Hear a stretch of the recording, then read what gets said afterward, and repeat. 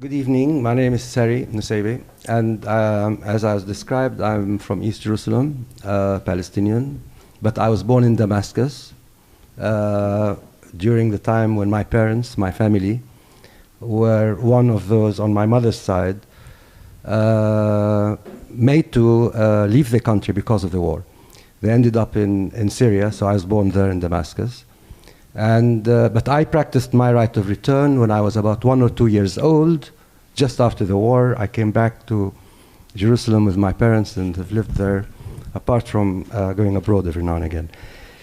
Now, I was only going to say 1 or 2 things, actually 2 things, but now I'll add a 3rd thing, having listened to the previous speaker. I'm not going to address everything that he said, but I do wish to say that I was personally involved in much of the talks that led up to Oslo as part of the Palestinian team, negotiating team, and I can tell you, assure you, that all of us on the Palestinian side were committed to a 2-state solution with everything that implied, with the recognition of Israel's right to exist, that came the demand for the recognition of Israel as a Jewish state, I may remind you, came later in time. At the beginning, all we were asked to do was to recognize the right of Israel to exist, and we did. There was no problem. Anyway, and I'm not discussing. No, I did not come into your strategic discussion, so I'm sorry. Okay, I'll forgive you, I think. I've forgiven a lot. Okay. So as far as we were concerned, as I said, we were committed. And although I don't personally like Abu Mazen, I think Abu Mazen, in fact, is one of the most committed people I know to a 2-state solution, a real 2-state solution with Israel. Now, but I'll come back to talking, and if such a solution were to be offered, I'm sure you'll find a Palestinian partner. If there's an Israeli partner to offer it, you will find a Palestinian partner. But anyway, I want to say 2 things, also connected in a way or another with what I heard being said before by you and by Meron. Which is, one thing is this, it is that in a way I agree with what's been said concerning the ambiguity of a 2-state solution. And but my sense of the ambiguity of this is a little bit different. And I want to start by saying that when we began, people like myself, my colleagues, people in the Palestinian leadership, thinking about the 2-state solution, we had in mind a particular contour for such a solution, a particular framework in our minds.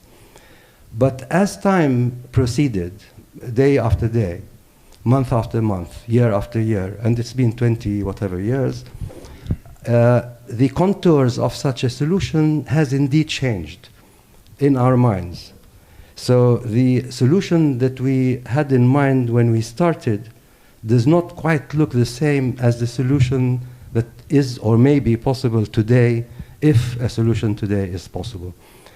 Now, this has led me to thinking something else, which is perhaps there is no such thing. Now I go back to something that was said right at the beginning. Perhaps there's no such thing as a solution to begin with. In other words, we all speak as if there exists a solution, for instance, a 2-state solution, that it's more or less clear what that is. And the only question is whether we will arrive there or not. Just like, for instance, we assume there are specific solutions, say, to problems in arithmetic, that, or simple problems, that you add 5 and 6 and there is an answer, and the answer is 11, and you know it. I think it is anyway.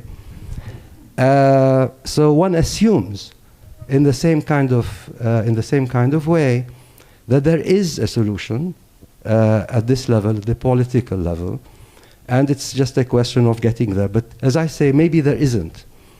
Now, if there isn't, in any real sense, a solution, This does not mean that we are either close to it or not close to it. In other words, since it's not there, how can we measure how close or not close we are to it? Now, this means the following, I think, that we shouldn't be surprised if overnight, suddenly, a solution that we assume is in existence somewhere as a two-state solution suddenly comes to be realized. Somehow, without our knowledge, without our full awareness of the facts surrounding the case or the circumstances, something happens, just like a lot of things happen in the world, like the breakdown of the wall in Berlin. Like a lot of things suddenly happen. And it's not inconceivable, therefore, that something can happen, in spite of the fact of its looking extremely unlikely, given the objective circumstances and conditions and facts that we all know very well. So we shouldn't be surprised.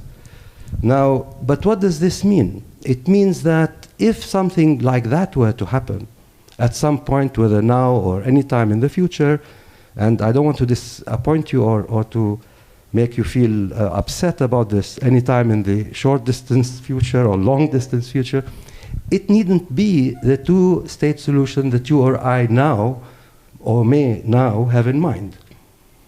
But what it means is that somehow or another, one way or another, and you know, this is basically a sense of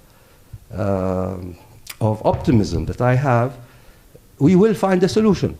And maybe we will call it a two-state solution. And maybe, hopefully, we'll all live happily with it. So that's one thing I wanted to say, that one has to keep the hope in a solution. It may be a two-state solution, whatever the contours of such a solution. And it may happen today or tomorrow, or it may happen, you know, 10 years from now or 50 years from now, God knows. But it's nice in the meantime to continue hoping. Now, that's the first thing I wanted to say. Now, the second thing I wanted to say that's changed, the one thing was to do with the conception of two states on our side, on the side of the Palestinians. The second thing I wanted to say was this, that what we started out as 23 years ago on the Palestinian side, namely a partner, a party that could negotiate a solution today, we no longer have today. We have, in many ways, as Palestinians, really failed ourselves. We failed on many fronts. We failed in giving the people that we promised the solution that we promised them. And we did promise them a two-state solution. We failed to give them this, whether it's our fault or their fault or a combined fault, but we failed. And we failed also on the more, I think, important front of providing the people with the kind of values, life, that we assumed we would provide them with once the occupation was lifted. Because I want to tell you that previous to the negotiations and under occupation, when we, people in the occupied territories, resisted that occupation, it wasn't because we were resisting the Jewish people or the non-Jewish people or whoever people. It was because we were under occupation by something, call it what you will. We didn't care. What mattered to us was that we are under occupation.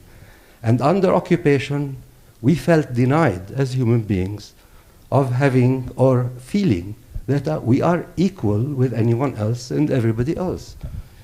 So we were hoping, by lifting the occupation, by fighting against the occupation, that we would be able to offer those values we felt we were missing under occupation, like life with dignity, like freedom. And unfortunately, on this front too, we, the Palestinians, have failed ourselves in the last 20 or 30 years. So our experiment, so to speak, in addition to its having failed at the peace front, has also failed on the front of building up the kind of credible institution that a credible Palestinian would be proud of. We are not proud, I can tell you, of what we have built, neither in terms of the government we have, the authority we have, nor in terms of the achievements we've made on the peace front. And I say this, although I associate myself, although I'm not part, never been part of the Palestinian Authority, but I say this in full solidarity with that authority, because I feel I'm part of that authority in some way or another. And, I failed. And I think Israeli leaders today must stand up and say also that they failed. And this is the second thing that I wanted to say. Solution, failure. And thank you.